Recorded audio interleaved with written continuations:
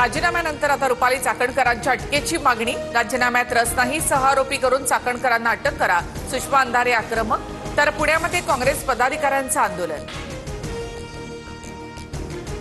मुख्यमंत्र्यांच्या आदेशानंतर रुपाली चाकणकर यांच्याकडून महिला आयोगाच्या अध्यक्षपदाचा राजीनामा। निष्पक्ष चौकशीसाठी चाकणकरांकडून पदत्याग। राजीनामा मुख्यमंत्र्यांकडे पाठवला, सुनेत्रा पवारांचं ट्विट। महिला आयोगाचा राजीनामा दिलाय, पक्षाच्या महिला प्रदेशाध्यक्ष पदाचा नाही, संघटनेसाठी महाराष्ट्र दौरा करणार, रुपाली चाकणकर यांची प्रतिक्रिया। महाराष्ट्रामध्ये जादूटोणा विरोधी कायदा, भोंदूबाबासह त्यांच्या हिंदू भक्तांवर देखील कारवाई झाली पाहिजे, उद्धव ठाकरेंची मागणी। महिला आयोगाच्या अध्यक्षपदासाठी राष्ट्रवादीतून 2 नावांची चर्चा। पुण्याच्या वैशाली नागवडे, उत्तर महाराष्ट्रातल्या प्रतिभा शिंदे यांच्या नावाची चर्चा। महिलांवरील अत्याचार प्रकरणात एसआयटीकडून भोंदू अशोक खरातची कसून चौकशी।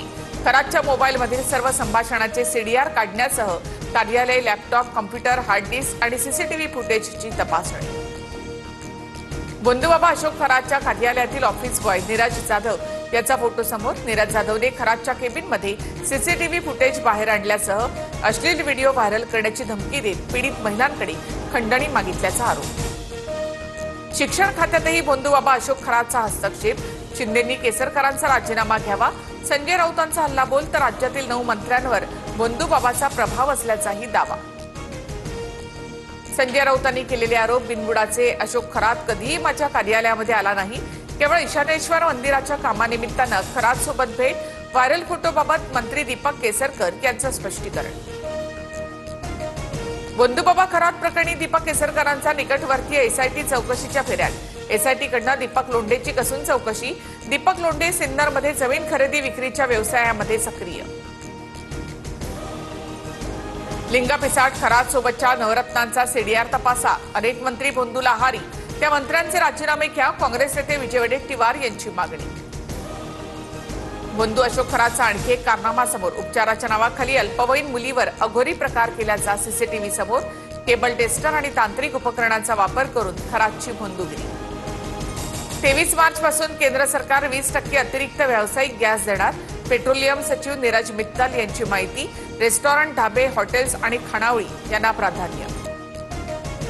जलवाहतूक सुरक्षित राहायला हवी, युद्धादरम्यान पंतप्रधान मोदींचा इराणच्या राष्ट्राध्यक्षांना फोन।